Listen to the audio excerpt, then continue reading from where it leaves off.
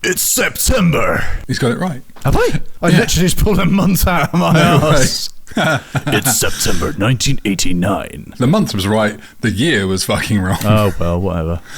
It's September 1987. The world is worrying about the ozone layer. Thatcher is Prime Minister for a third term, and Phillips introduces CDV, Compact Disc Video. The Smiths split, Rick Astley tops the charts, and La Bamba is everywhere. Sylvester McCoy is the 7th Doctor, Star Trek gets a Next Generation, and The Simpsons make their first appearance on TV, while in cinemas, Baby gets put in a corner, Michael Douglas is fatally attracted to Glenn Close, and a wrestler is cast alongside Nigel Tufnell and Columbo in this week's movie. What is it, AJ? It is a fairy tale about true love, questionable sword fights, rodents of unusual size, one man's commitment to being mostly dead, and a man's unwavering mission for vengeance against a man with an extra digit on his hand. It can only be The Princess Bride.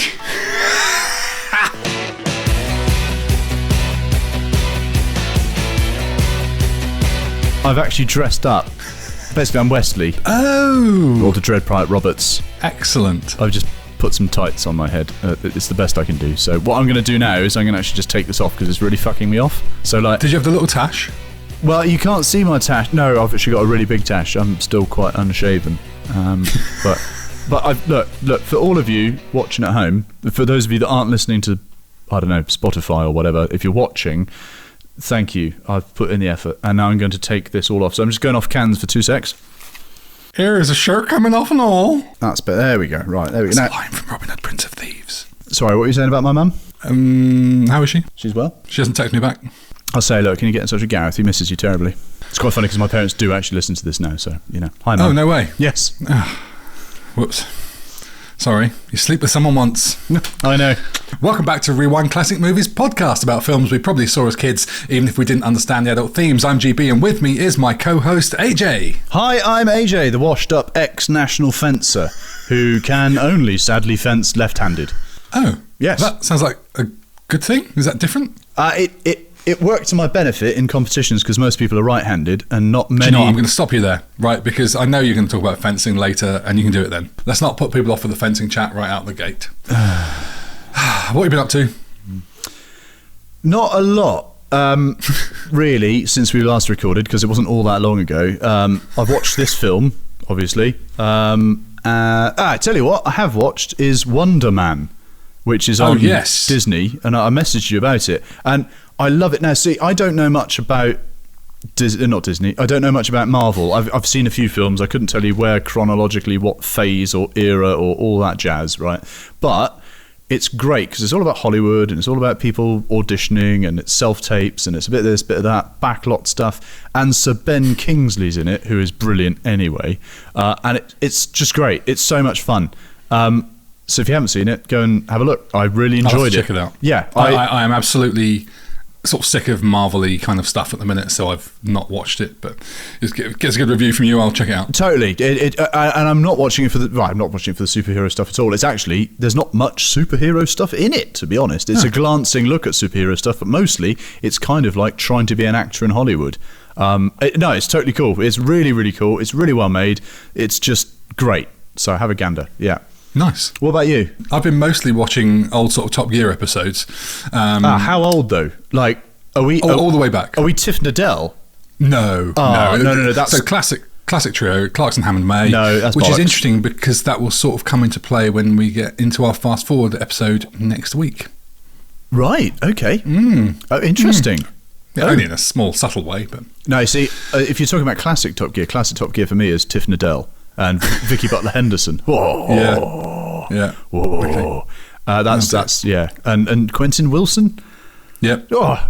No, I mean, that was about cars. That was about cars that the everyday person could afford, you know? That's the thing, is I didn't watch Top Gear for the cars. Watched it for the bants and the chaos. I watched it for Vicky Butler Henderson. Vicky Bunter Henderson. Vicky can do whatever the fuck she wants to me. Sticky Vicky. Oh, no. Look, we had your misogyny last week. Can we... Did we have misogyny last night? What did I you were talking about boobs endlessly. Boobs in Stargate that weren't there. Oh, I'm going to talk about boobs tonight as well. Oh, excellent. Yep. Right, before we get into it, remember you can join us over on Patreon for behind-the-scenes updates, early episodes, monthly live hangouts and more. It's at patreon.com/rewind classic movies. Self-promotion much? I know, well, we just need to get it in there because people might not stay to the end when we do the little bit right at the end. Oh, mate, no, stay, because I'm going to take my top off in a minute. So, is that giving people what they want? Yeah. God, okay. Yeah. Like Elliot Carver in Tomorrow Never Dies. Give the people what they want. But you can also support the show for free by leaving a review wherever you listen or by telling someone else about it. So please do that. If you know someone that likes The Princess Bride, then send them a link or tell them to search for us. Right. Directed by Rob Reiner, fresh off the success of Stand By Me, and who would, of course, go on to make When Harry Met Sally, Misery, A Few Good Men, and plenty others. It was made for a modest... I'll have what she's having. Well, that may come into play next week. Oh. It was made for a modest $16 million, and even though critics and audiences seem to love it, Time listed the film as one of their best of 87, and Roger Ebert gave it 2 thumbs up. Whoa. The Princess Bride limped to just $30 million at the box office, hardly the fairy tale ending the studio hoped for.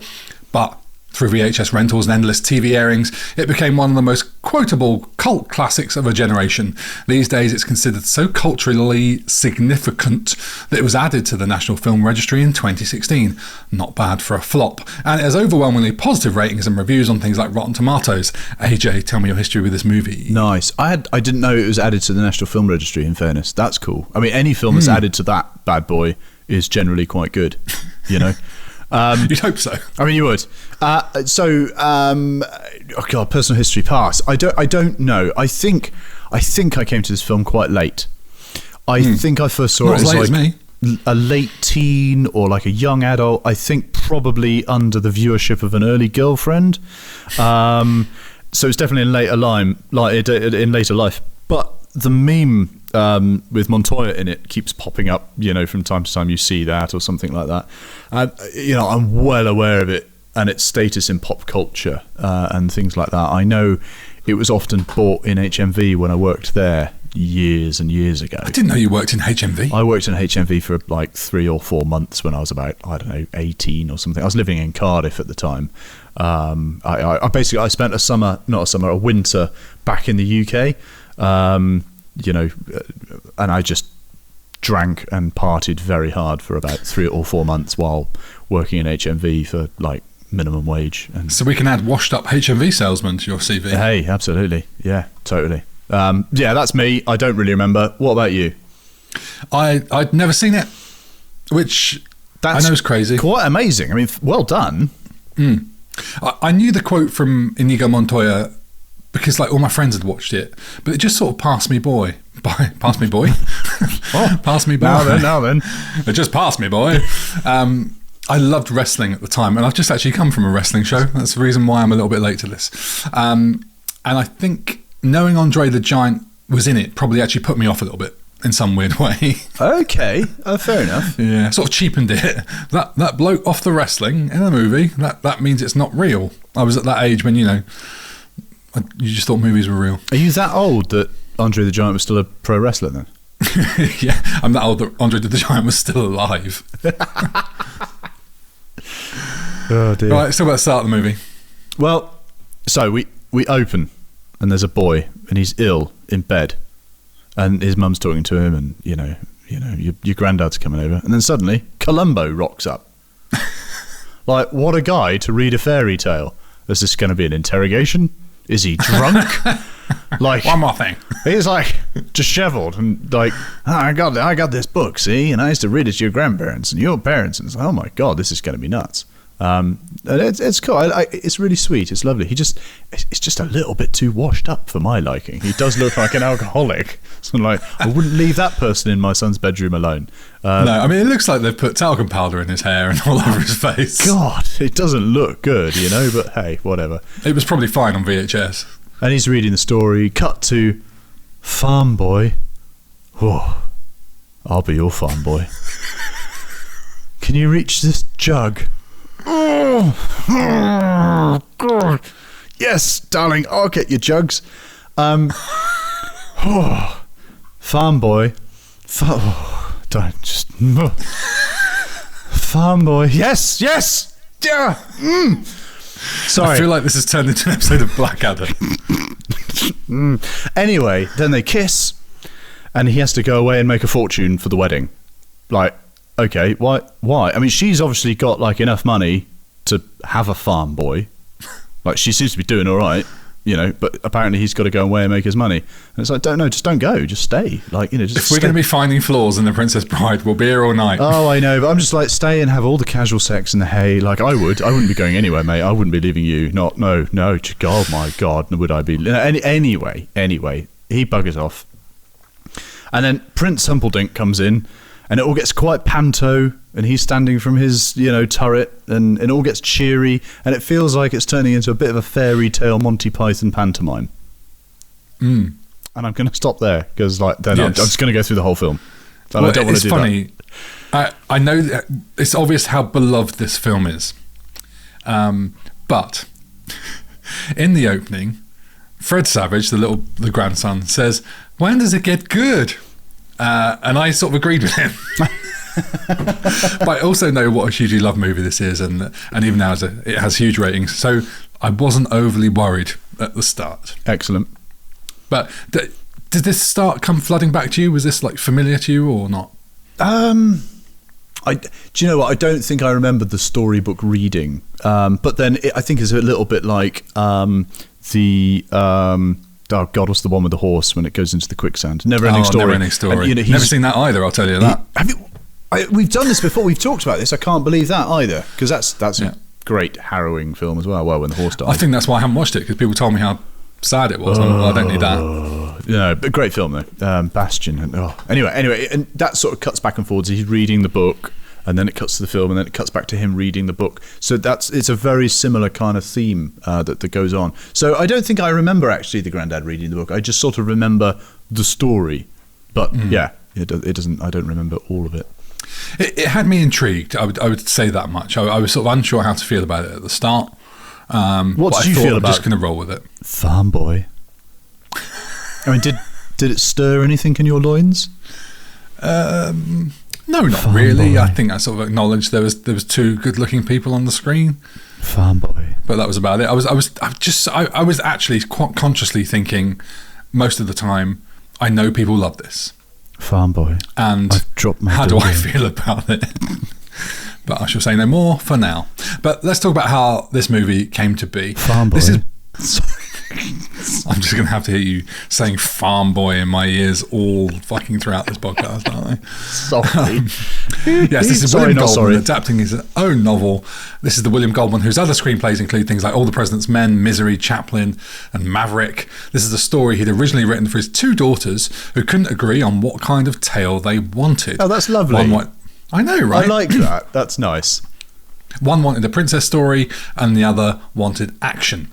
And Rob Reiner had been... Are we saying Reiner or Reiner? I feel like we did this when we did Spinal Tap. Reiner. I'll rein her in.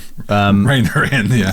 Okay. Probably can't say and Rob that. Reiner had been a long-time fan since being given the book by his father.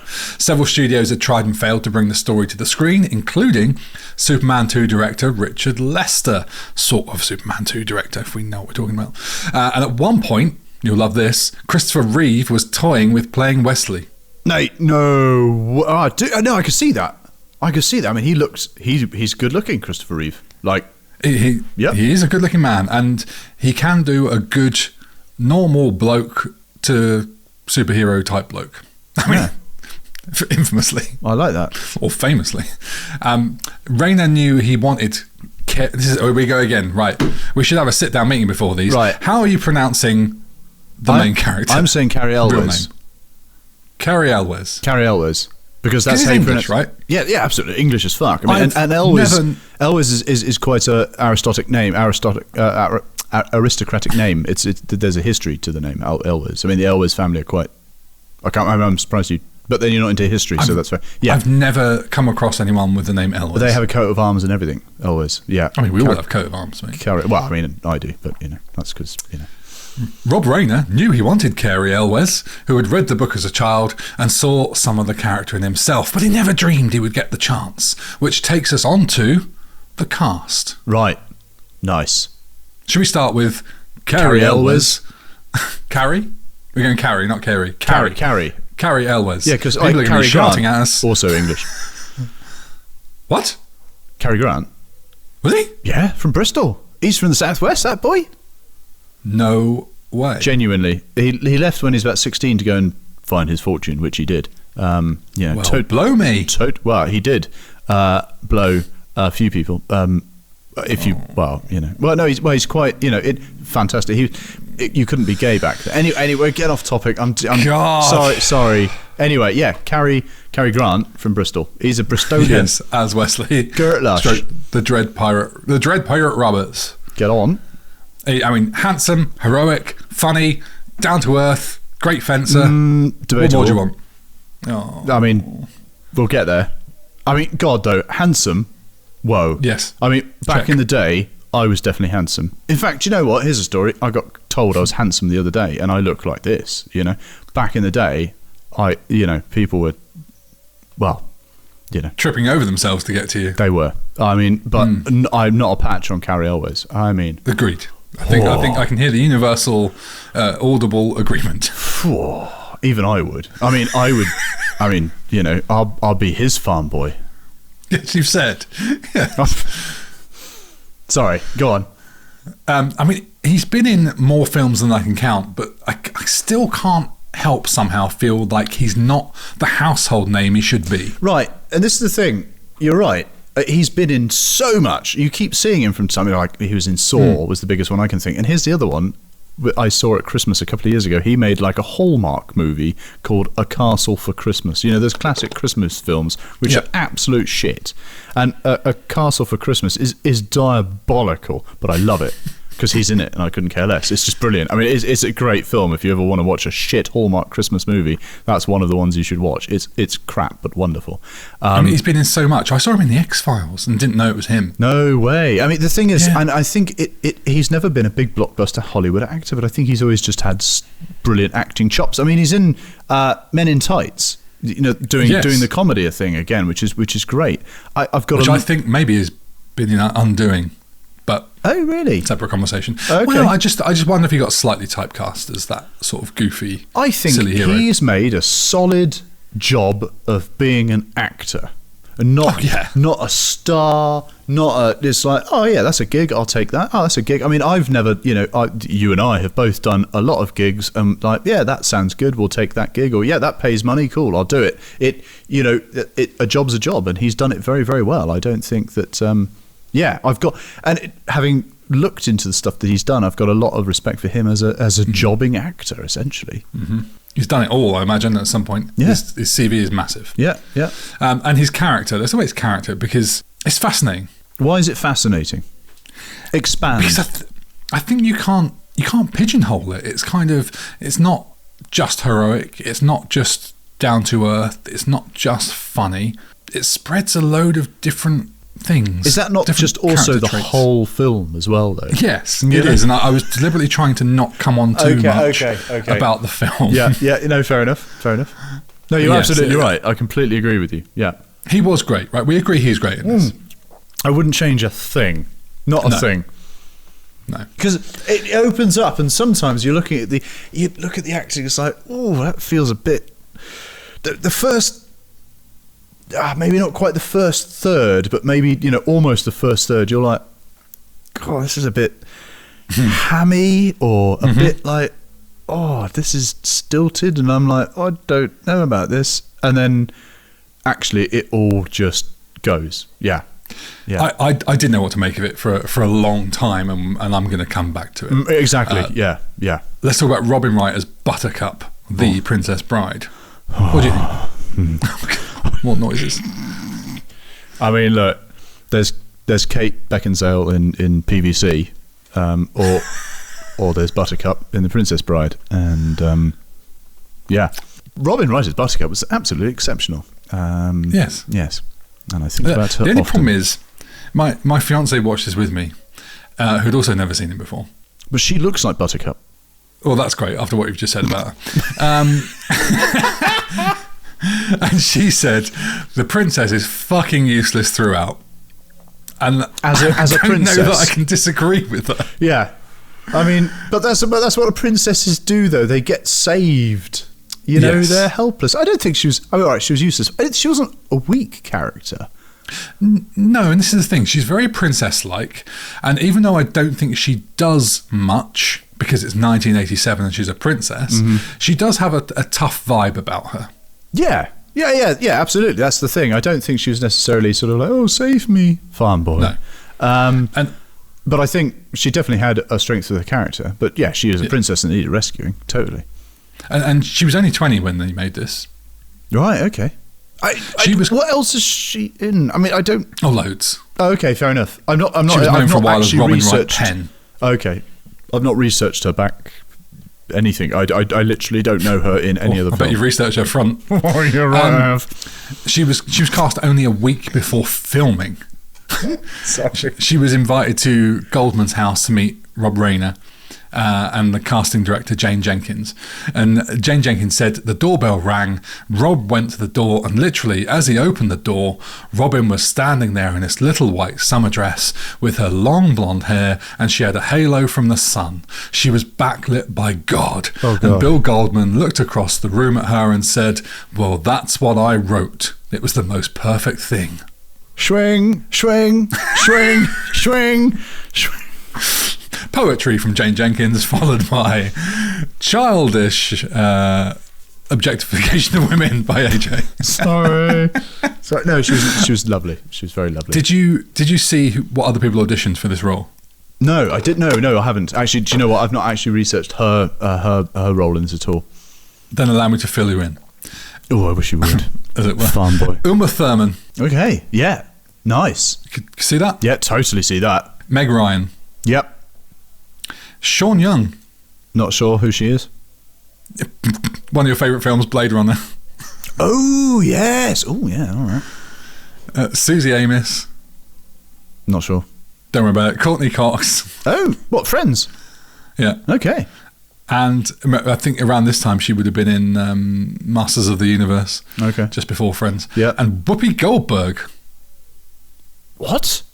I know. Wow.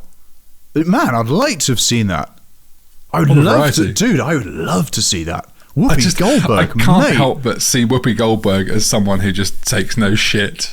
That's the thing. I mean, I can't see her playing a princess. I can see her being like, you know, a strong, independent woman. I would love to see her in this. What the fuck do you mean you're going off to get money? Man, I didn't even want to go there with the accent. I'm so glad you did. Stay here and marry me. That's the terrible Whoopi Goldberg. I'm sorry for the absolute horrible generalisation. Sounds like Donkey. That's Eddie Murphy, isn't it? Yeah. You get back here, farm boy. I do love Whoopi Goldberg. She's it makes me want to watch. She's lovely. Jumping Jack Flash again. Or like Sister Act. God, I used to love Sister Act. I watched Jumping Jack Flash or what's the one with Patrick Swayze? Ghost. Yeah. Brilliant. Oh my God. But before we go off on another tangent, Mandy Patinkin as Inigo Montoya. Oh Montoya. God. Jeez. I've got so much time for him. I mean, I thought you were going to go, ugh. No. God, no. I love him because he's a massive Broadway actor. Oh. He's done all of the musicals. And he has an incredible voice. That's his main gig is Broadway and musicals. And he was when he was studying at Juilliard, he was classmate with Kelsey Grammer. And Kelsey Grammer put him. He said he should audition for Cheers when they were holding auditions for Dr. Fraser Crane. Oh, dude, could you imagine a world? I can see that. In which he and then went on to do Frasier. Like one of my most favorite I dare things say in the it could world. have been better. I mean, Frasier, right? It's perfect. I love Frasier. I love Frasier so much, so much. I didn't realise that this is the guy from Homeland. Yes, he is. He is in Homeland. Do you know? I've seen like a couple of episodes of Homeland.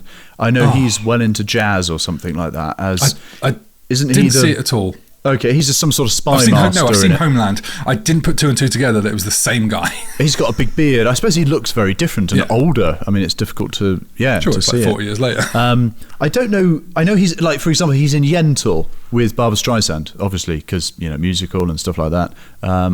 Film-wise, I'm not entirely sure what he is in, but I know he's obviously, he is Broadway, that man.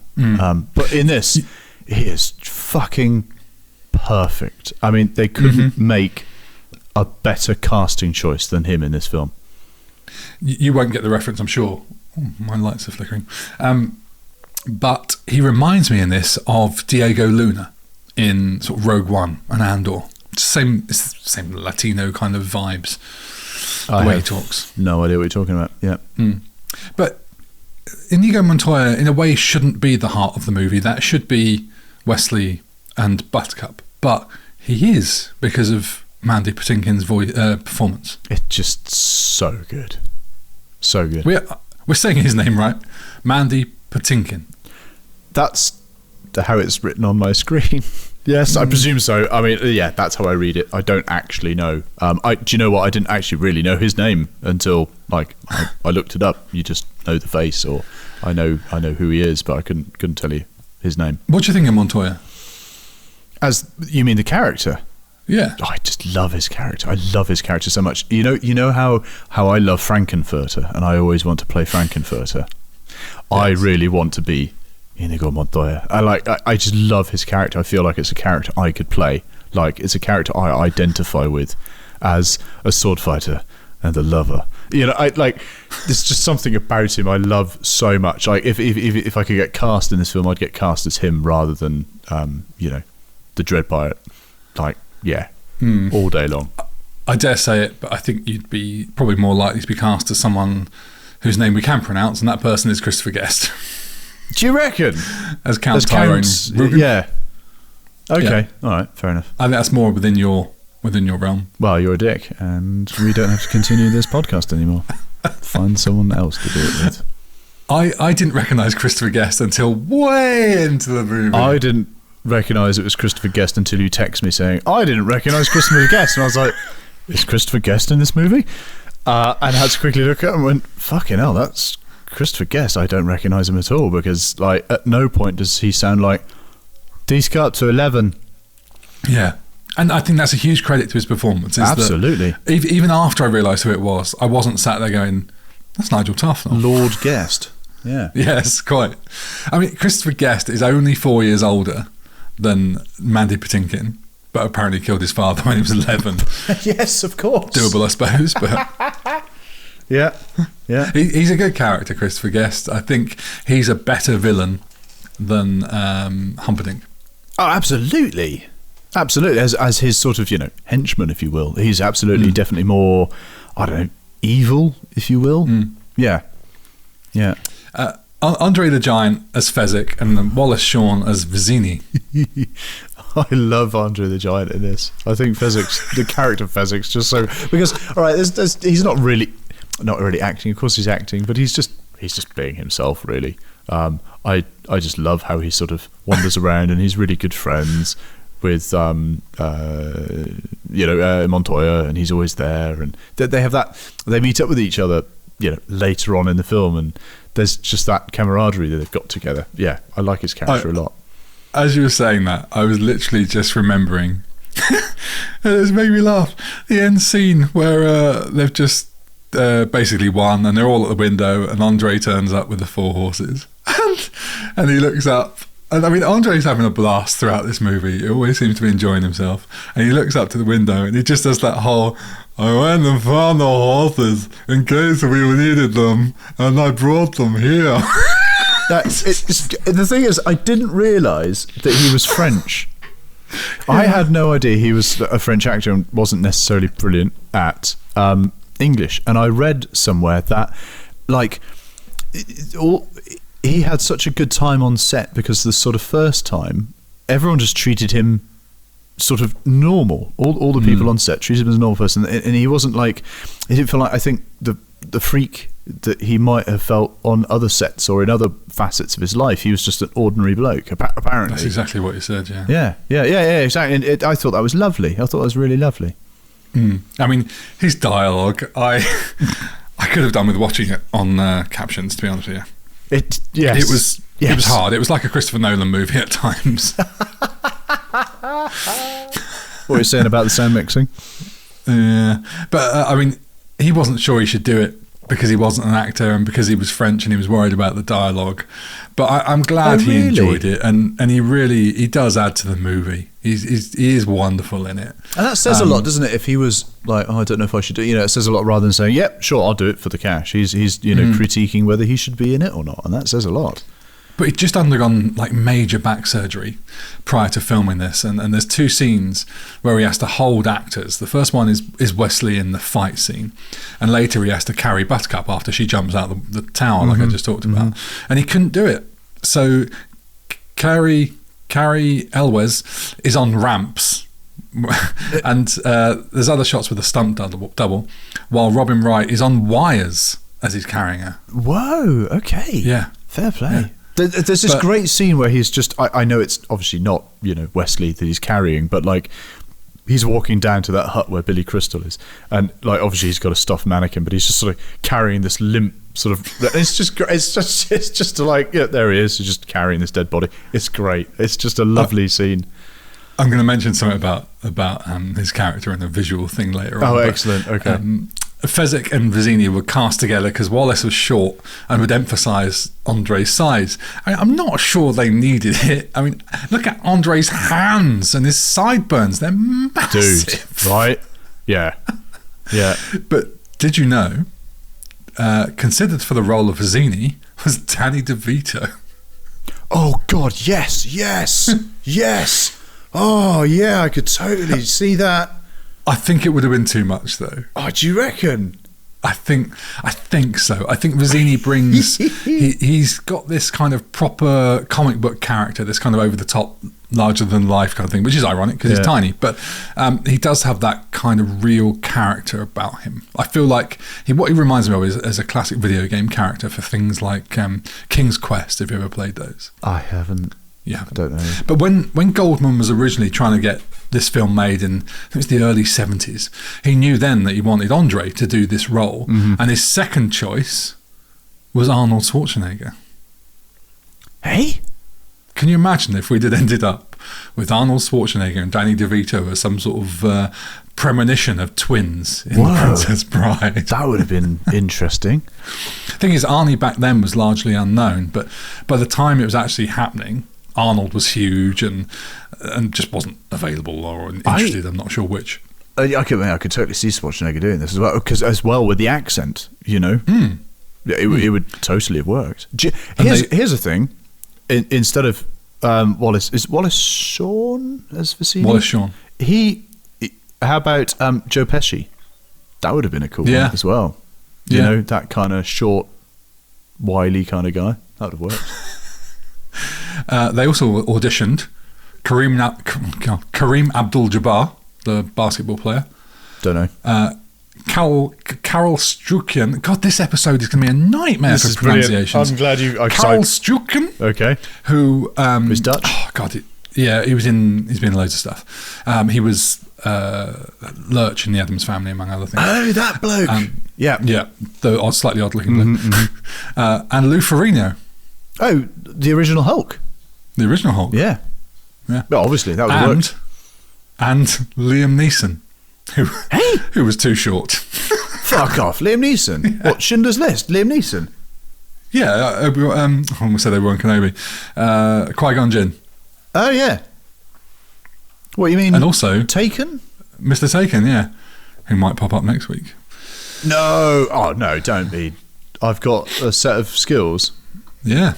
Anyway, Billy Crystal. So hang on, Liam Neeson Liam Neeson as Fezzik. Yeah. What? It seems weird, doesn't it? I don't know how that just sort of popped in there. He's not a fucking bodybuilder or any kind of... Or tall. I mean, you just might as well cast any bloke actor. He's not Kareem Abdul-Jabbar. I mean, this is the thing. I mean, you're right. Kareem Abdul-Jabbar, who I don't know, but he's a basketball player. Okay, cool. He's tall. Lou Ferrigno, massive. Carl, the other guy, massive. Totally makes sense. Liam Neeson, like, Just a normal bloke. just literally like, well, I'll do it then. I mean, you know what I mean? I mean, and I'm nearly 2 meters tall, and you're taller than me. True. You could do it. It really pisses And me longer. off that you're taller than me. Well, I don't know, though. Billy Are Crystal you? as Miracle Max. Sorry. Yes. This guy. No. No. Mate, I don't want to say too much about this, but oh my God. Dude, this bit. Yeah. Yeah. Fuck yes. It took me a second, I'll be honest. Man. When he gets the fucking billows out. Oh God, this scene, like that whole scene. I know we're talking about this. Fuck it, we're talking about this. Fuck it, I'll do it. We're talking about it now. Fuck it, right?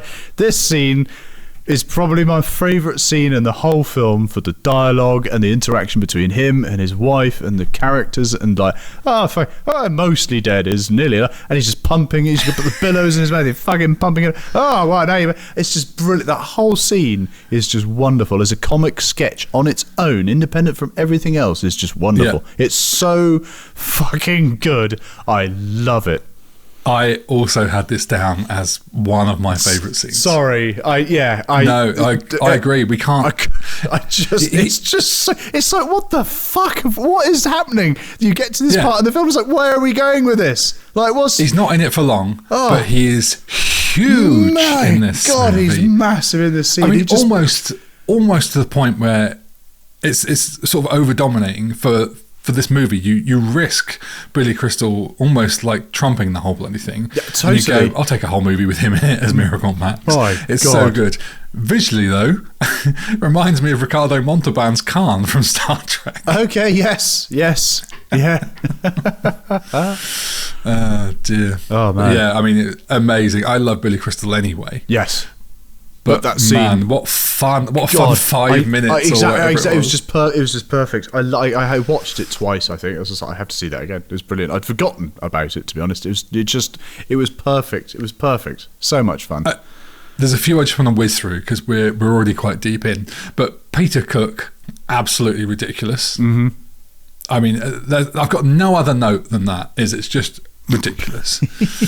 And then, how do you feel about the whole Fred Savage, Peter Falk stuff as a concept more than anything? Well, I mean, I mentioned it when we started the podcast. You know, it's all I see is Columbo, to be honest. Yeah. And I couldn't see past it. And he's sort of like dressed as Columbo, and you know, he's coming in sort of like, what's going on here? And story time, eh? I mean, it kind of works. It's definitely jarring to start with, but it's kind of cool. I was wondering throughout most of the movie, you know, how would this movie be without it? Would it almost be more believable, or would it be ridiculous because you're not establishing it as a fairy tale story? It gives you license for it to be ridiculous by setting it up as someone telling the story from a book. I see what you mean. Yeah, I hadn't really thought about it that much. I think it could be completely standalone, you know, in a galaxy far, far away kind of thing. It could be standalone. But I like the premise of the fact he's telling. I think it's cute that, you know, I used to read this to your dad when he was young, and now I'm going to do it to you. I like that sort of premise. That was cool. I think it works absolutely fine. It annoyed me the first few times. I just thought, we could just do away with this and just set the whole thing in the period that it's set. But actually, as it went on, and in retrospect, I think it sort of makes the movie, actually. Mm-hmm. And the last one I want to mention is just Chris Sarandon as Prince Humperdinck. I don't have much to say. He was okay. Wasn't a big evil bad. In a massive and talented ensemble cast like this, compared to the smaller contributions in time-wise of like Peter Cook and Billy Crystal, it was the least sort of standout, but did a job. So it's funny you say that. What I've written is, if we look at it as a pantomime, in a pantomime, like the lead sort of, you know, one of the main lead actors plays it fairly straight. You know, you have the dame who's over the top, and you got this person who's over the top, and you got that lead who's over the top, and then you always have, like, you know, sort of one of the main characters who plays it fairly straight and is sort of comical, but is mostly a straight actor. I feel that that's Prince Humperdinck in this situation.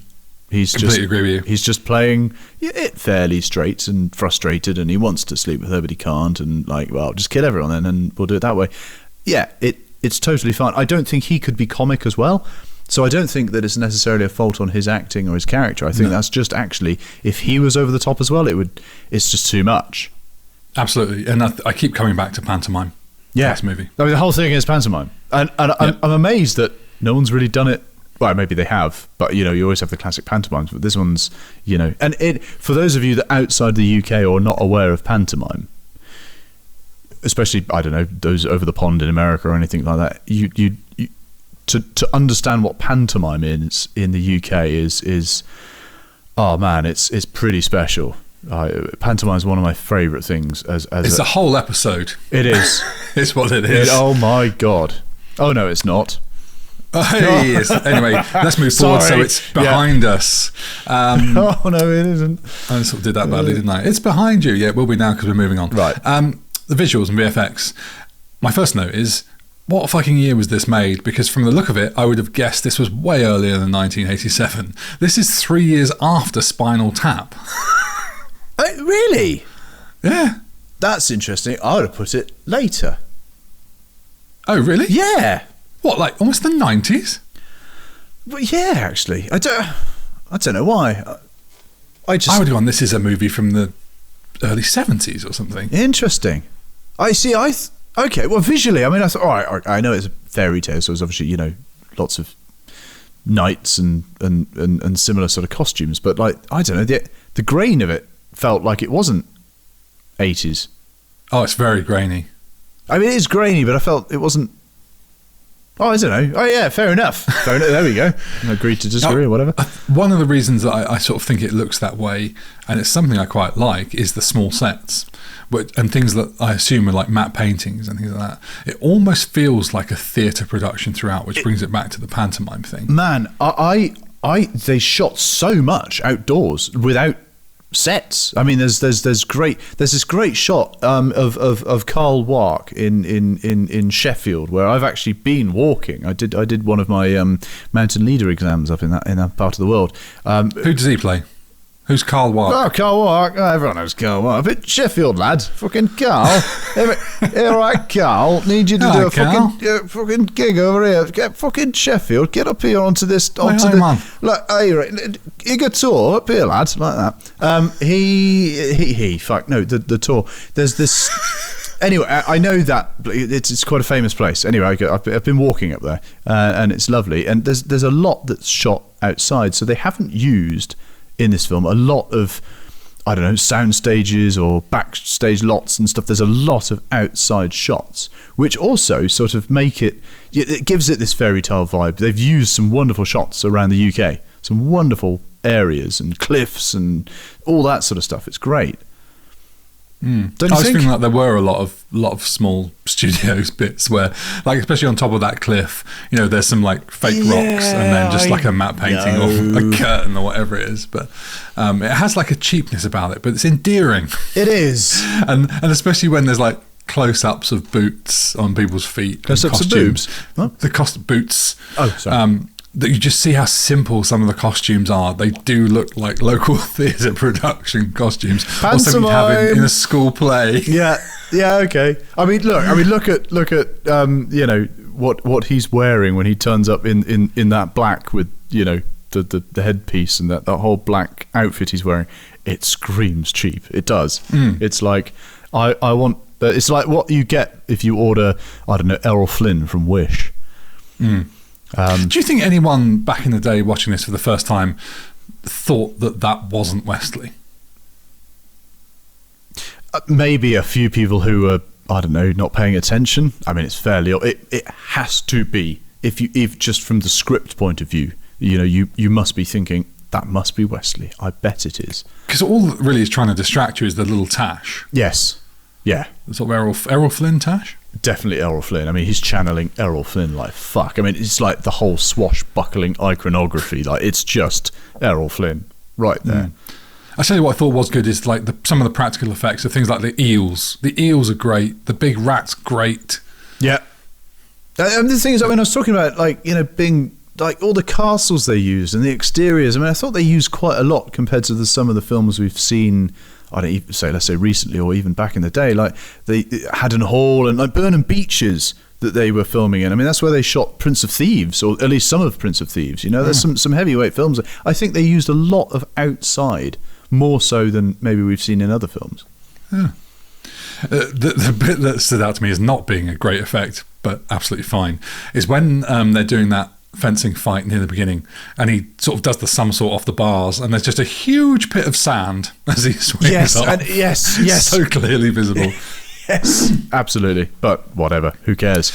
And then when they go into the swamp, that you may not have picked up on this, but that is just Dagobah from Return of the Jedi in look and sound.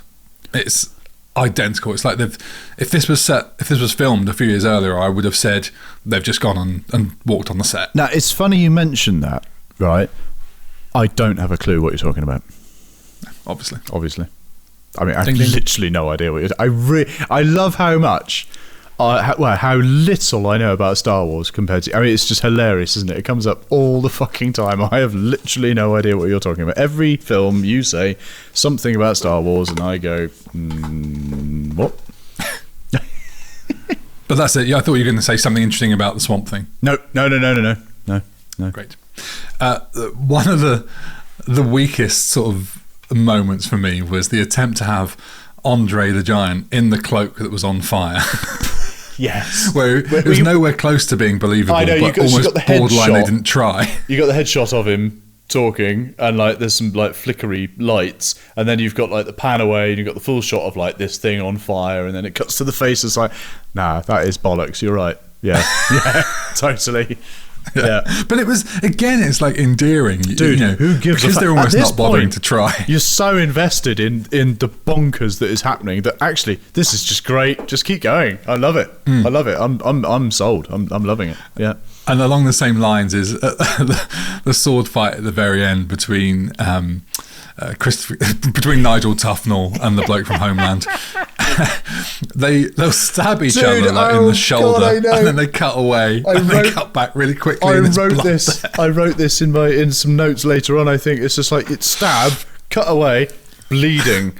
Stab, cut away, bleed. It's just so bad, but brilliant. I don't care. And they did it so many times. It makes me feel like it's just a gag. It's a visual gag. This is the thing. It can't be that this isn't working. We'll have to. It's just obvious that it must be a gag. It's like, yeah, leave that in. It's great fun. I think they just. I think, and again, I've written this later. I think there's so much tap in this, so much Spinal Tap, so much farcical humour that it's just great.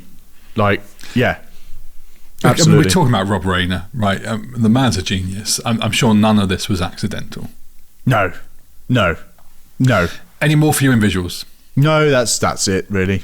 Yeah. Good. Let's move on to music, because we have got still so much to talk about. I know. I didn't look into the music of this or anything before I started watching it. And early on in the movie, I just think, some nice guitar parts in this. I wonder why.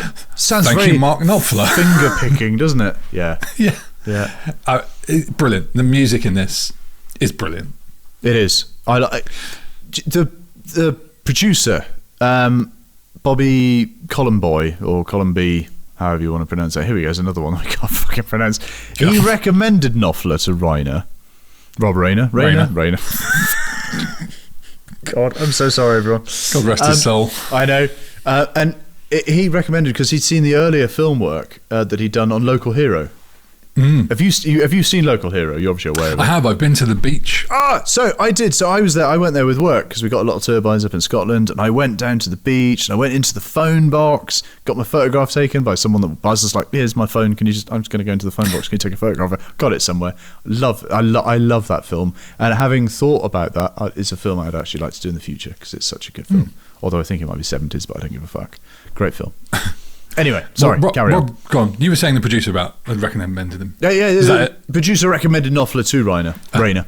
Because Rob Reiner said that only Mark Knopfler could create a soundtrack to capture the film's quirky yet romantic nature. I want my MTV. But what's interesting is that Knopfler was separately producing an album for Willie DeVille, who was a singer and songwriter who was part of the house band at CBGB's. And he had a song called Storybook Love. And Knopfler told him about The Princess Bride, and they sent the track to Rob Reiner, who loved it. And he got an award nomination, Academy Award nomination. Was up against things like Nothing's Gonna Stop Us Now from Mannequin. And they lost to Time of My Life from Dirty Dancing. Oh my God, no way. Yeah. Wow. But the melody and the guitar playing on the main theme is so memorable and beautiful. Yeah, I was totally. literally, I'd heard it, I hadn't finished the movie, I mean, into the movie, and I was like humming this thing. It's already an earworm. Yeah, absolutely. Yeah. The score, though, like, there are times when the score, especially the chase through the castle towards the end, is very old school, which I think is one of the things that, for me, dates this movie even earlier than it was. Mm-hmm. It's sort of old Hollywood almost. God, I can't think of it now. To be honest, I can't picture it. Yeah, I'd have to. But yes, music, excellent. If you had to rank, we've done this a few times. If you had to rank the score separately to the movie, where would you go? Oh yeah, solid A, I think. Yeah, I think solid A. Yeah, great. It worked nicely. Totally. It's a tough one because obviously Knopfler has to create something fitting to the movie. Mm-hmm. So, in a way, is that S tier ever achievable for the task in hand? I don't know that anyone could have done a better job. So if you want to judge it like that, you can say yes. And I do listen to it. Mm-hmm. It's quite cool. There we go. Should we talk about things we want to talk about? Let's talk about things we want to talk about. Do you want to kick off? Can I talk about fencing now? Yeah, go on. Okay. I'll tell you what I'm going to do, though, right? Because I know what you do. You do this with scuba diving. You do this with all sorts of things that you like and you bloody nerd about. I'm going to give you 3 minutes. Well, there's no guns in this, so I'm going to talk about like them cocking things or the fact that fingers are on the trigger or anything weird like that. But like, okay, so right, okay. I'm going to go to the toilet. You've got 3 minutes. Okay, cool. Right. So, I know fencing because I used to fence to a very high standard because I used to represent Great Britain in fencing way back in the day. Way back in the day. And I fenced left-handed. Even though I'm right-handed, I fence left-handed, which is weird. Now, so it's quite funny when this came up, and I remember seeing it the first time around thinking, I fence left-handed too. Anyway, let's talk about the duel that they have on the Cliffs of Insanity. Wesley versus Inigo Montoya. Possibly the most charming, least realistic, and most joyfully illegal fencing bout ever committed to film. I mean, but not bad as Die Another Day, which was fucking atrocious as well. Right, so weapon choice. We're clearly in some sort of like cinematic hybrid. We'll call it like rapier adjacent. It's vaguely Spanish. This is fencing as interpreted by someone who like went to a Renaissance fair and thought like, fucking make it swashbuckly. Wesley opens with what I can only describe as like interpretive footwork. There's lots of bouncing, lots of like advance, lunge, recover, advance, and it never really threatens the opponent's line. His point control is fucking like aspirational. The blade is alive, great, but it's alive in a way that a sort of hummingbird's alive, not in the way that a weapon is supposed to dominate the center. His parry ripostes are like a blues player having a wank in the minor pentatonic scale. Nothing really Delightful. like it's there and it's great, but it's not like you're not trying to dominate your opponent. Inigo, on the other hand, at least pretends to respect the line of engagement. Right, he establishes presence, he probes with extensions, he uses feints in 4s and 6s, but he occasionally remembers that the opposition is a thing that exists. His circular parries, very Spanish. Lots of mulettes, which are wildly they're really wildly over rotated, but like stylish. Like it works. Okay, but the tempo. Now this fight exists in like this weird like fourth tempo that no fencing clock has ever really come to measure, and they constantly attack out of time, which is weird, right? And the cuts are invitations. Half the parries are counterattacks. They should have been punished like immediately. They would have been riposted, but they never do. And nothing lands, right? And the thing is, right? Why? Both men are fencing with the unspoken agreement of, look, I could hit you, but I won't. Now, the terrain is mental, cliffside fencing, uneven ground, stone steps. Any referee worth their salt would stop this immediately and ask everyone to sign a fucking waiver. And yet, it's great. The blade engagement choreography is brilliant. The binds are clear, the beats are readable, and you always know who has priority, even though priority doesn't exist in whatever rule set this is. Then we get to the big reveal, right? I'm not left-handed. Fucking hell, right? Now, fucking what? Switching hands mid-bout is not a cute party trick. It's a fucking nightmare. Like, you just don't do that, you know? Your measure changes, your angles change, your muscle memory changes. Right, I'm interrupting. No, Fuck it. no. These are brilliant fencers. These are heroes. They can do this sort of thing. You might not be able to do it because you're just bloody left-handed. These are great. Dramatically, it's fun, though. It's so much fun, right? I laughed my tits off. When it was funny when he said, I'm not left-handed, but when he says, I'm not left-handed either. I know. So it really got me. It's switching hands. It's fucking nonsense, but I love it, right? Two elite fencers, like, revealing ambidextrity. Ambidextrous. They're ambidextrous. Is like comparing, like, it's nuts. It's like the fencing equivalent of someone saying, you play a violin? Oh, the same. Concert level, left-handed. You know, it's mental, and it, like, even the exchange, it's cinematic fencing, right? It's wild cuts that would never score, the points never on target, the final disarm. I don't think they're playing for points, mate. They're playing for life. No, I know. I mean, look, despite all the technical sins, the broken measure, the fake binds, the parry ripostes that are non-fucking existent, like, the fight understands something deeply important, and I think that is fencing as a conversation, right? Every match that I've ever played is understanding your opponent and what they're going to do. This is not a duel about killing the opponent, it's about recognition. And I think that's why every fencer, no matter how pedantic, fucking loves this scene, really, because fencing's not a sport, it's a dance. It's fun, and I do like it, and it is ridiculous, some of the overtop stuff, especially when the point comes off target, but, like, who cares? It's great fun. Yeah, it was fun, and I think, if anything, a bit like you say, then they're not trying to kill. I think the opposite. I think they're trying not to kill. I think, you know, especially that conversation they had beforehand and everything, which was so wonderful. I'd hate to kill you if you're a decent chap. Or something. I'd hate to die. It is so. Anyway, that's my 2 pennies worth. Yes, I know you'll probably disagree with this, but Cary Elwes, when he does his laid back bit right at the beginning, that was so strong for me. You thought, bloody hell, this bloke can do it in his sleep. He's barely trying, and he looked so relaxed and so natural. Just made it look easy, looked great. The switching hands were great, but did you know? Ding ding. They were trained for only 3 weeks by Bob Anderson and Peter Diamond, who did all the lightsaber stuff on Star Wars. For fuck's sake. Of course they did. But I have a question for you. Go on. Do the swords in the movie flex like real swords, or are you thinking these swords are not real swords? So, I fence foil. Now, there's 3 different types of swords. There's a foil, there's a sabre, and the épée. I've always fenced foil, which is quite a flexible sword. The swords they're fighting are more like rapiers, which are quite hard swords. Farm boy. Now, you can see... My sword's harder than yours. Oh, just keeping the British end ups, huh? You can see them flexing at one point. Like, occasionally when there's a riposte or there's a parry, you could see the end of the sword flexing that it wouldn't do for a rapier. And obviously, because it's rubber, or so it's a stunt sword kind of thing. But, like, who gives a fuck at this point? I'm loving it, genuinely. Yeah, I couldn't tell, honestly. I struggled to see what was going on, and that's great. And that's the thing. Again, it's because I'm a diver, or I'm a climber, or it's whatever the things that I do, and I'm like, no, that's wrong. That's wrong. That's wrong. I'm not. I look at it and go, no, that's terrible. But actually, who gives a fuck? Because this is just great fun. It's great fun. So I forgive it. All of that, I really don't care. Go nuts. I thought the fencing was great, and now we'll move on from fencing. Yeah. Sorry, thank you. And great. Your turn. I want to talk about the weird tone.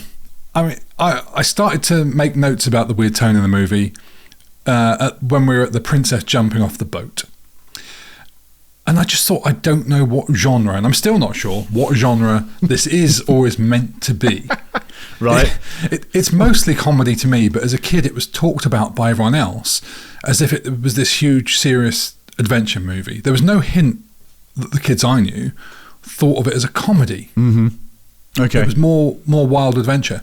And there was a line on Wikipedia that said, quote, "Unsure how to describe the film's postmodern narrative," I mean, okay, "Fox promoted it to theatres as a zany comedy and released it without an audience trailer. The Princess Bride was not a major box office success, but it became a cult classic after its release to the home video market, obviously." And Cary Elwes sort of summed up my thoughts on this in 2001, because I was just thinking of it as a kids movie, but sort of a weird multi-layer movie. And he said on the DVD release, he said, "Initially the studio didn't know how to market it. Was it an adventure, a fantasy, a comedy, a romance, a kids movie?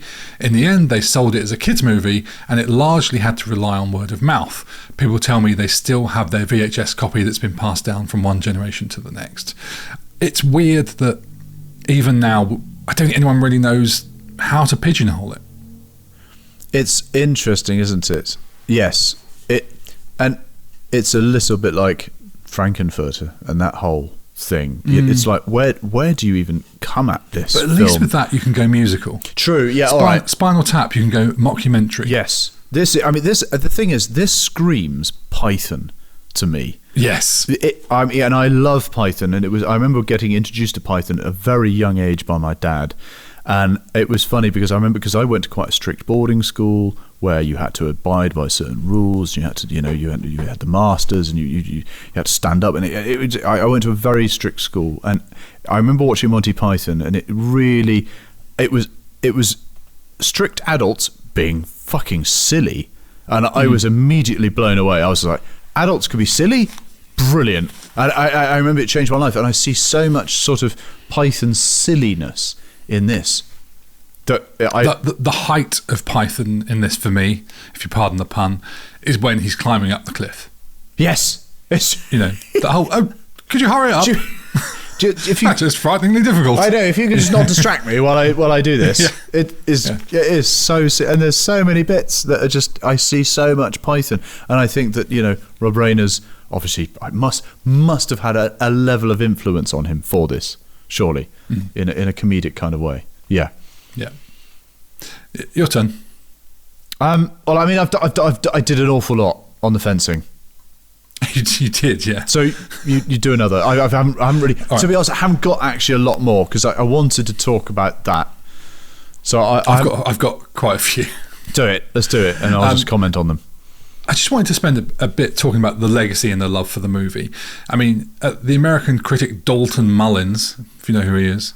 No. I don't. He praised the film as one of the best love stories ever filmed. My question to you is it? The answer is, I don't think it matters. I don't. Fucking hell, yeah. God knows. I haven't really thought about that. It's just a great film. It just seems such a strong thing to say about a movie that's not very serious. I mean, that's the thing, right? There's plenty of love films that have been made that are, excellent, and for love films. This is just a great, silly, swashbuckly comedy, kidsy. I mean, it's just everything. Yeah. In 2000, Total Film magazine voted this movie the 38th greatest comedy film of all time. There's just so much love for this movie. That's the thing when looking into it. Just love for it everywhere. And Cary Elwes said in 2017 and the 30th anniversary that fans still come up to him and quote lines from the movie, and they'll always go "as you wish," things like that. As you wish. Yeah, and Wallace Shawn had it worse because people would just shout "inconceivable" at him. Inconceivable.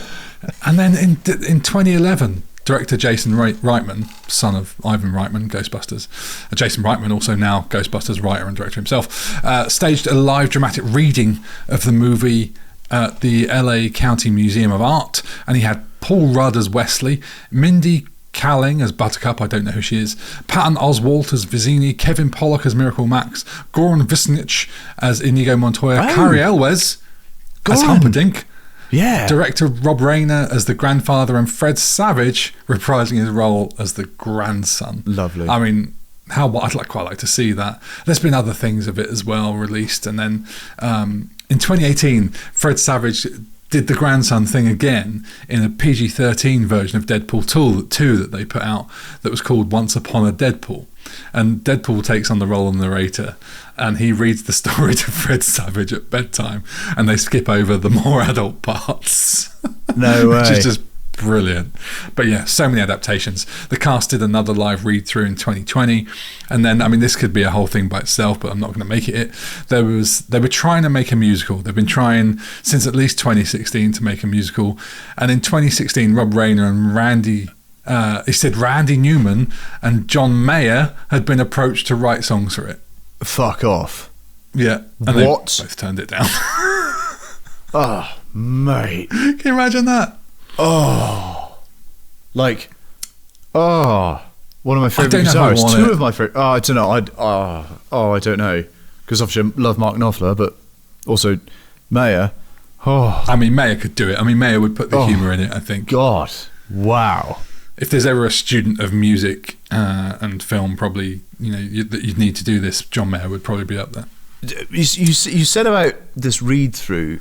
I was, now that you mention it, I've written a couple of notes later on, which I'm coming to now. Then in that case, there was in 2020 there was a fan made recreation of The Princess Bride, which was released on QB, called Home Movie The Princess Bride. It was produced by Jason Reitman, because you mentioned Reitman, and I don't know if it's the same thing that we're talking about.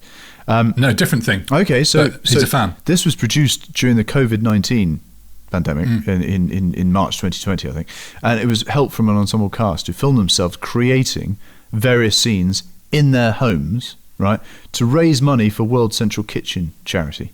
Now, and this is the great thing, and it's a lovely little story, this. Reitman received the backing from Jeffrey Katzenberg for the project, as well as the rights to stream the film on the QB service, whatever that is. I presume it's some sort of YouTube thing or whatever. Now, the fan-made film also had the approval from Norman Lear and the estate of William Goldman, and Mark Knopfler permitted the use of his music. Rob Reiner approved of the project and even stepped in to play the grandfather, and also features the final performance of Carl Reiner playing the grandfather in the last scene to his own son. And the film's dedicated to his memory, as he died apparently days later. Now, it's such, you're talking about how it's so well loved and how it's so well received by fans and stuff like that, and it just shows that things like that, people love it. People absolutely love it. Yeah, it's great. To still be doing things like that 33 years later. It's nuts, right? As well as most of the cast and stuff being up for things. There's more that I haven't even mentioned about, but man. Yeah. One of my last ones. Cary Elwes was offered the Kevin Costner role in Prince of Thieves. I know, right? What? Oh my God. And this is where I feel like... why did he turn it down? Yeah. Dude, what were you thinking? I love Prince of Thieves. It's one of my favourite movies. I wouldn't want to change a thing about it. Really? But with the controversy of Costner's accent, this would be the solution, right? This is the thing. I mean, I didn't know that he was offered the role in this until I was doing the research for it, and I'd do that. I mean, I don't want to change anything about the Prince of Thieves, but do you know what? Yeah, you could probably change Costner. It's about the only thing I'd probably change. I do love Costner. I like Costner, but I could see Cary Elwes in it. Oh. So, Robin Hood Prince of Thieves was, 91? Was it? Something like that. Yeah. And in 93, Elwes did Robin Hood Men in Tights. Mm-hmm. And in that, he quips, because unlike some other Robin Hoods, I can speak with an English accent. Yes, he does. That's a great line. Yeah. Also, this blows my mind. Separately, Robin Wright was offered the role of Marion. Actually. Yeah, but look, as much as anything I know to be true, I found it somewhere on the internet. I don't care. I want to believe it. But can you imagine Prince of Thieves with these two? Oh my God, what an alternate world I want to live in. I want to live in that world. Do you know what? You could probably make it with AI now. Yeah, you can. Just replace it all. Oh. One of my dream interviews would be with Prince of Thieves director Kevin Reynolds. If anyone knows Kevin Reynolds and wants to have him come on the podcast, that would make my day. Kevin! What a question that would be for Kevin Reynolds. Was there ever a version of Prince of Thieves which had Cary Elwes and Robin Wright? Drop him a line. Get him on. Yeah. I mean, you're having surprising amount of luck emailing people. I mean, Lance Guest, holy shit. Yeah. Lovely Lance Guest. He's so lovely. But weirdly, The Princess Bride is, to me, a mix of Robin Hood Men in Tights and Robin Hood Prince of Thieves. It like almost lands in the middle. You're right. It's got the comedy, but there's a level of seriousness to it. It's not just pure spoof, is it? Which obviously it's Prince like of Thieves a triangle where you've got the Princess Bride, Men in Tights, and the other one, Robin Hood Prince of Thieves. I like it. Yeah. Last thing I want to mention, because we're getting along.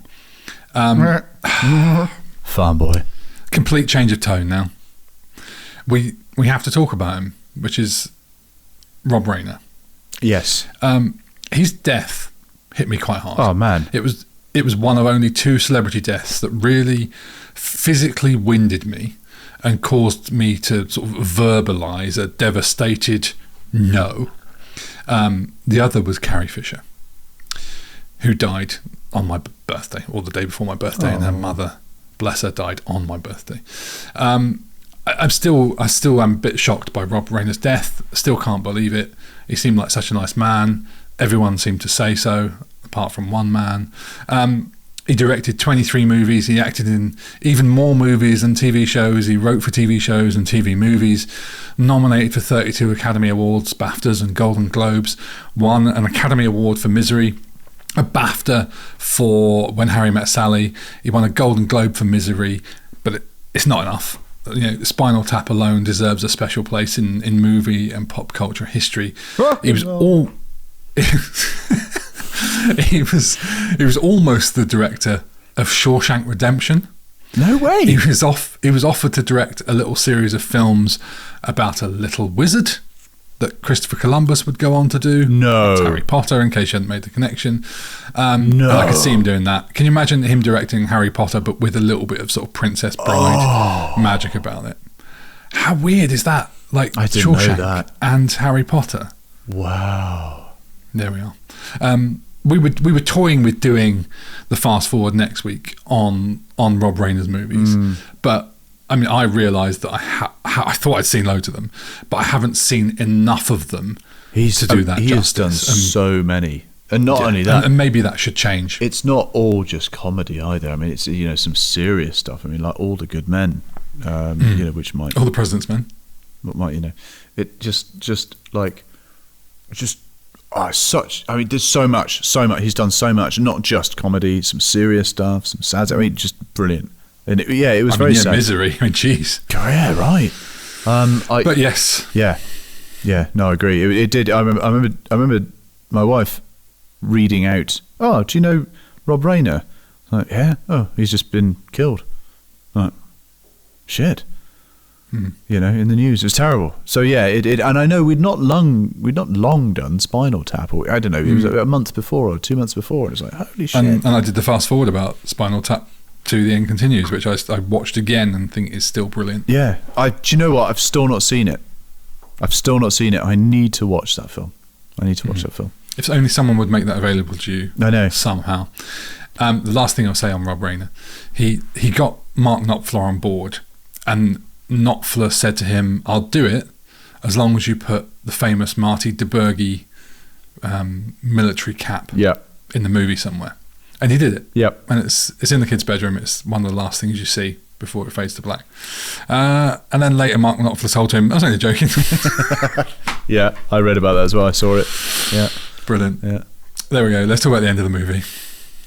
It's 98 minutes long. Are we doing end of movie before Favourite Sins and Almost Minds? perfect. Yeah.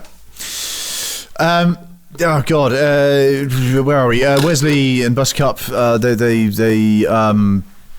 escape Humperdinck's the marriage plan. They get out of that, and then they suddenly hop on 4 improbably fast horses. Just one poor horse carrying André the Giant. I just bought the horses. And they ride off into a kind of happily ever after that definitely violates several medieval traffic laws. And then meanwhile, Grandpa is finishing the book. He pretends like he's not really emotional, but then he's immediately like, oh, can I have it again, Grandpa? Next time you come round. And then Columbo fucks off, and and because true love is great, and repeat viewings are inconceivable not to want. There you go. How do you feel about the end of the movie? It's lovely. They all ride off into the sunset, don't they? And he finishes his book to his grandson, and the grandson who wasn't into it, and the kissing. It's just lovely. It just wraps. Tell me up. more kissing. That's all the kissing there is, son. Well, make something up. It's great. Thank you, Ricky Gervais. Yeah, I like it. I found that often you can watch films and feel like the ending doesn't justify itself, but this just felt like a lovely roundup. They all look like they're having fun when they're about to get on those horses, and everything's lovely. Andre really makes the end for me, which I didn't think would be the case. Yeah, really good. Yeah, no, I think it's great. Yeah, favorite scenes and lines. I'm going to do it with my left hand, because if I do it with my right, it'll be over too fast. I totally didn't pick up on that, and you texted it to me, and I was like, oh shit. Oh my god, I couldn't believe what I was hearing. I was dying. We try not to talk about these things until we do the podcast. Oh god, but we do. And that was all a the rare time. exception. And I try not to text you so many things when I'm watching it as well, and I just can't help myself because I'm like, have you seen this? Oh my god, what are we watching here? And that made me laugh. Because along the same lines, I made a note of she didn't love him, and the only joy she found was in her daily ride. Yes, I bet it. Yes, I've got that written down. But my favourite scene, possibly in the whole movie, is probably Wesley climbing the cliff and saying, "It's harder than it looks. Actually, please don't distract me." Like we said before, the whole Monty Python vibe. Yes, it was. I just found it absolutely hilarious, and it is now, I think, one of my favourite scenes in all movie history. There's a brilliant. The thing is, I relate it to a Monty Python sketch quite specifically, where they've gone out to conquer a road. They're climbing up a road, and they filmed it on the side, so it looks like they're climbing up this pavement on this road, and they've set base camp up, and they I don't know, there's this BBC presenters explaining what's happening, and they've set base camp at the corner of this street next door to the post box kind of thing, and it's all just so ridiculous, and it made me think of that Monty Python sketch so much when he's climbing. So if you could throw down a rope, that would help me, knowing that he's going to climb up and they're going to fight to the death. It's just so silly and wonderful. But also before that, when André the Giant is climbing up the rope, and he's just doing this and gliding. And sorry, I'm doing this. You can't see what I'm doing, but I'm climbing and he's just climbing up the rope, and it's just casually going up the rope. It's so silly. And I think possibly it was at that moment that you realise this is quite a spoof comedy. I think when I was talking about earlier, when the first third of the film, you're not quite sure what to do with it, and it's at that point that this is fun. This is fun. It reminded me, speaking of Monty Python, a bit of the. I'm not sure it's the Knights Who Say Knee, but when he's chopping his arms and legs off. Okay, we'll collar the draw. That kind of vibe for me came to mind. Yes, yeah. It's just a flesh wound. Yes. Yeah. Your turn. As you wish. Oh God. Or just farm boy. As you wish. As he rolls down the hill. And she's like, we farm both boy. Laughed out loud outrageously as he rolled down the hill. I laughed out loud because I just found it funny, and Julia laughed out loud because she thought it was ridiculous. So I watched this film, and it's funny because I got to that point. I watched this film in two bits. I was in my hotel room somewhere. I was on an island, and I was in the hotel room. I watched it, and my colleague texted me saying, "Are we going for dinner?" I said, "Sure." So I paused it pretty much at that point, funnily enough, went out to dinner, came back, watched the rest of the film. But yeah, it was quite funny.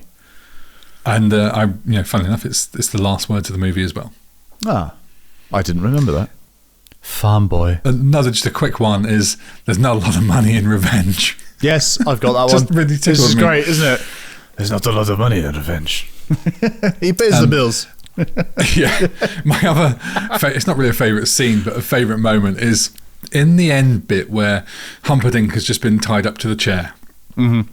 And Wesley gets up off off the bed after not being able to walk, and he bravely stands, and Montoya runs in, and Wesley says, I thought Fezzik was with you. And he says, no.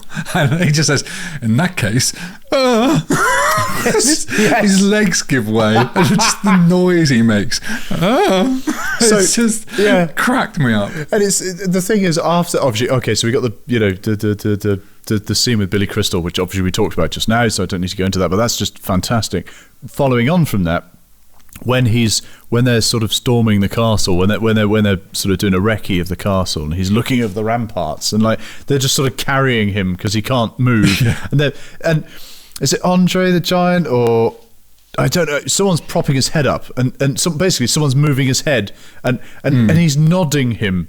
And it's it's just so comically fun and ridiculous. And Cary Elwes does that little fall. He so underplays it. Yeah, it's like it's not important. But I rewound it. I watched it 3 times. I haven't done that in a movie for a long time. He says as well, when they're casing the joint, he's just like, "Oh, why didn't you mention the wheelbarrow before?" Yeah. Oh, in that case, it's just wonderful. Dear. Yeah. Any more lines from you? There's a shortage of perfect breasts in the world. It would be a pity to damage yours. Yes. Oh, dear. Life is pain, Highness. Anyone who says differently is selling something. Good. Yeah, I like that. Any from you? No. Okay, I've got more. Okay. Mostly dead is slightly alive. And then there's the scene. Right, it's the last one, I promise. The whole scene where they're on the boat and Montoya is looking over his shoulders, like, "Are you sure no one's following us?" No one's following us. Like, oh, okay. I just, I'm not sure that someone's not following us. No, and just the timing of it is great. That's just funny. And again, that's when I was talking about the first third, you're not sure what's going on, and when they're sitting on the boat and like, oh, this is comedy. This is fun. You can sense the silly comedy sort of farcicalness of this film really coming into play at this point. Yeah. So I love that absolutely. one. And so we'll leave it there. Yes. Right. Well, if that's it, that's all the lines. We'll move on to the tier list ranking. Okay. Whose turn is it? Is it who went first? I don't know. Does it matter? We're joking, of course. There's one more line. Is there one more line? One more line. Who wants to do it? There's always room for one more, as they say in Prince of Thieves. Who wants to do it? Do you want to do the line? Hello, my name is Indigo Montoya. You killed my father. Indigo. My name is... You fucking ruined it now. Right, I'll start again. Yeah. Well, I'll edit this. No one expects a Spanish Inquisition. Hello, my name is Indigo Montoya. You killed my father. Prepare to die. It's good. It's not bad, is it? It's good. I did prep that earlier. You rehearsed it in the mirror. I did. I knew this line without knowing the film. Everyone does. Yeah. I know I'm unusual in having not seen it. It's so ingrained in pop culture. Mm. It's just great. And the repetition of it works. And even though it's a light film, by the time he gets to confront Count Tyrone, you really feel it, and it means a lot. Like you take it really seriously. And what I found interesting is, I know we've talked before, or I've told you on the podcast before, about how I've been watching the Apple TV series Pluribus, which is created by Vince Gilligan, who did The X-Files and Breaking Bad. And I've not seen it yet. That show features a character called Manusos Oviedo, who travels thousands of miles and wants to end this alien takeover of the world. No spoilers here. He keeps practicing the same line over and over as he's going on his huge journey. And he says this repeatedly. My name is Manusos Oviedo. I am not one of them. I wish to save the world. Now that what a nod. Is a throwback. Yeah, totally. Isn't that just a great nod? Totally. And it just does it. It's very similar. Excellent. It's really good. Brilliant.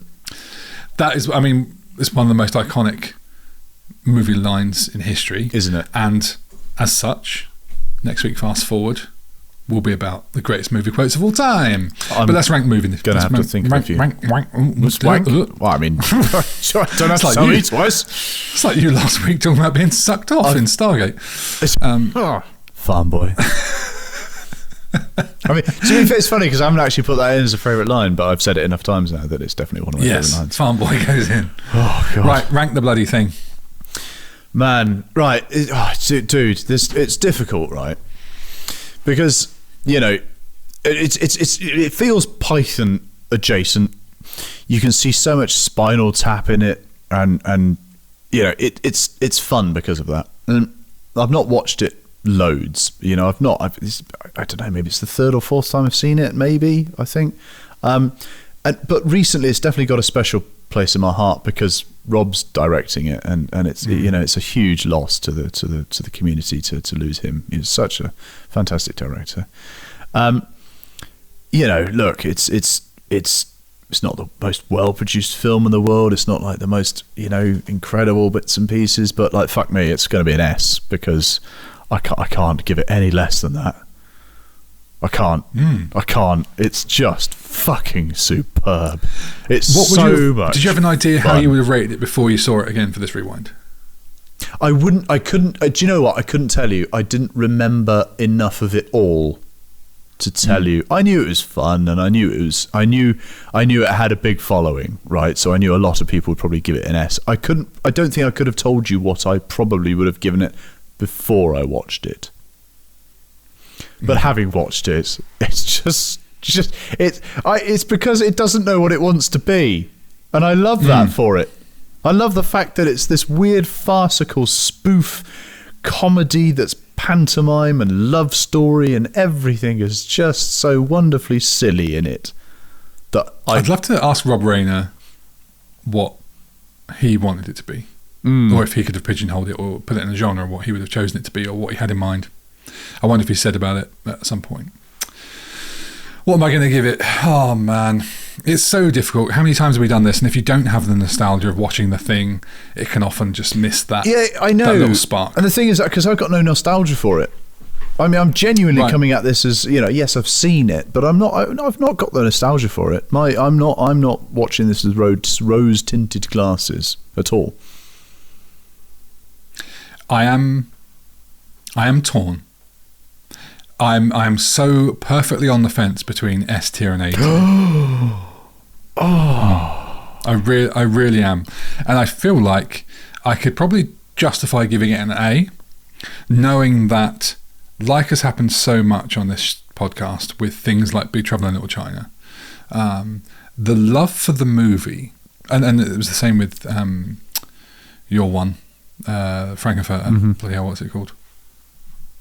I don't remember. I couldn't remember earlier as well. I know. I've got the DVD fucking behind me, just here, for fuck's sake. I know. Rocky Horror. That's the one. Christ almighty. Jeez. I know. What happens is, I'll watch it.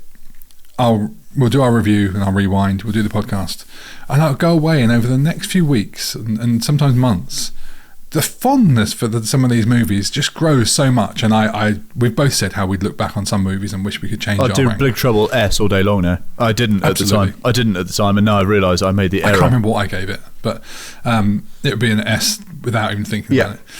And I feel like this in a week or so, or after another watch, it would probably be S. Before you grade it. Do you remember how I said that, you know, I'd watch it immediately again, straight away? And I would do that with this film. And I think that's what made me, rather than give it an A, is give it an S, because I could watch it again right now. I could genuinely watch it now. And it's funny you say that, because when I was just, you know, looking back through some notes, I did go and skim through bits of the movie. Like the bit of André at the end with the horses. I just had to watch that. Yeah. And even the bad bits are brilliant for how they're done, and I'm very fond of them. And I do want to watch it again, especially now I know what it is. I think I'll see it differently. But the overwhelming emotion for me at the minute, and we've said like how great the music is and the score and how great the acting cast is and how funny it is, but my overwhelming thought about this movie when I think back at it is just joy. Yeah. It brings, like, I'm smiling because I'm thinking about the movie. Yeah. So with that in mind, I'm going to give it an S. Yes. Yeah. Yes. It's going to get there anyway. I might as well just have it as my actual rank. It's so good, isn't it? Yeah. It's funny because I don't really know why I'm giving it an S, because like I said, I'm not really coming to this with nostalgia. It hasn't been a big part of my childhood. It's not, but it's just so delightfully, wonderfully silly and lovely, and it ticks every single box. Yeah. God. Quotable. It's just lovely and silly. It's a shame it's just not a musical. If it was a musical, oh my God. Well, enough of what we think about it, because we've been rabbiting on about it for too long. Let's talk about what our Patreons think about it. Okay. Well, I tell you what, I need to log into the thing, don't I? I'll get it up now, start. and you get it up after me. If I can work out how to use. So, for those of you that are just wondering what we're doing, we're just logging into our Patreon that you can join us for only some shekels $5 a month. There you go. Comments, please. The Princess Bride. Right, this is the post on Patreon where we request people's thoughts. So there are quite a few comments. I'll read Bryn's. Despite loving fairy tales and fantasy all my life, I'd only seen The Princess Bride once, many years ago, and never paid much attention to it when I did. However, watching it again for this podcast, from the moment Peter Falk began telling the story and Mark Knopfler's beautiful score kicked in, I knew this was something special. Funny, beautiful, perfectly paced, with the best sword fight I've ever seen. Well, this film had... Shut up. This film had everything. The impossibly handsome Cary Elwes was a huge, enjoyable lead, but he was supported by a wonderful cast with Mandy Patinkin and Sean Wallace that stand out for me. Chris Sarandon as a great villain and a hilarious set of cameos. It's inconceivable that it's taken me this long to fall in love with this movie, so much so that as Mark's song played over the closing credits, I even found a strange watery substance forming in my eyes. An easy S-tier ranking from me. Oh, yes, mate. That's it. Brilliant. Great. Do you know what? I've not actually read these because I don't really come online all that much. I know you're quite the social media guru, and I don't. There's a quote. Thank you. Have any true. Kat has said, I've just watched it again for the first time in years, and I'd forgotten just how magical it is. Right, there's a theme here, right? There is. This is lovely, isn't it? I love this, right? It blends comedy, adventure, romance, and fantasy so effortlessly. Telling the tale through a grandfather reading to a reluctant grandson works perfectly, because just as the boy is gradually drawn in, the film pulls you back into its world and keeps you there. I fell straight back under its spell with the sword fights. I don't know why. Daring escapes, revenge, giants, torture chases, and miracles, and screaming eels. Through it all... through and through, it never forgets that at heart it is a kissing story about true love. After neglecting it for years, I assumed nostalgia would probably place it in an A tier for me. But no. Cat. As you wish. Princess Bride, you're an S tier for me. Mate. How funny. Wow. Simon. We'll do one more. Go on. This will be interesting. There are universal constants. Well, Simon's mad at us for Stargate, right? There are universal constants that we rely upon every day, and The Princess Bride, being a perfect film, is one of them. Oh, Simon. Everything about it is wonderful, even the crazy tales of the production. Oh, that'd be interesting. I don't know what we've missed there. As easy as a ranking as you will ever come across, and a real litmus for judging someone's taste. I'm glad I made my choice now. If it's not S-tier all round, then you are dead inside. Tread very carefully with this one, you two. Well, I'm glad we don't read these before we rank. Right? This is the thing. I love this, actually. I don't ever check this out because I'm useless and don't go online. But however, this is great, actually. All of us. Oh my God, this is brilliant. That's a sweeping unanimous. Isn't it just? That's lovely. That's lovely. That was thoroughly long, but thoroughly enjoyable. Right, we'll be back next week with the Fast Forward episode, and it's inspired by Inigo Montoya's famous line. So we're looking at the great movie quotes of all time, and we're going to have to try and not just make it a showcase for all the usual go-to impressions we do of Kurt Russell, Yoda, and Nelson Mandela. I really enjoyed this movie. I only drive as fast as I can see. Oh my God, as fast as I God, yeah, right. Brilliant. It's going to be great fun. But what's the next movie we'll be rewinding on the main show? Well, this time it's my turn to pick. And AJ will say this. This movie was meant to come out in 1999. But I'm going to do what people have asked. And I'm going to slightly break our 80s and 90s rule by going to film from 2000. Whoa. Cool. Which started life with a script from Princess Bride writer William Goldman. Okay. It was the first film I personally bought on DVD. And, if you haven't guessed already, it's about a rock star secret agent and action sequences that make you go, woo! Any guesses?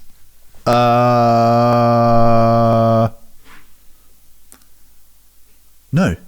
No.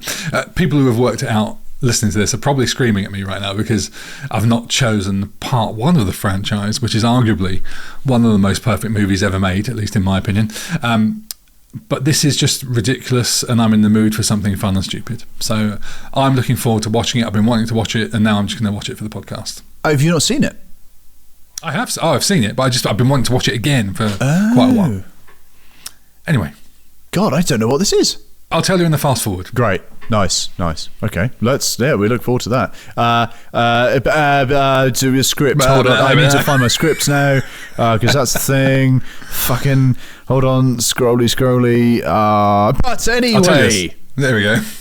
Please leave us a review on your podcast platform of choice, whether that's Apple Podcasts, Spotify, Pocket Casts, or whatever. It all really helps. You can find us on YouTube, Instagram, Facebook and TikTok at Rewind Classic Movies. If you want to drop us an email, it's rewindclassicmovies@gmail.com. Are you doing my new best friend Brian Blessed? I certainly am. I need to probably put that picture on the social media. You should, Brian. I thought I did it halfway through. I thought, you know what, I'm going to giving a cheesy thumbs up. Corner's alive. Right, that's the show. No, I can't do it. He's a master of sex. I almost talked to him about that. I managed to refrain myself.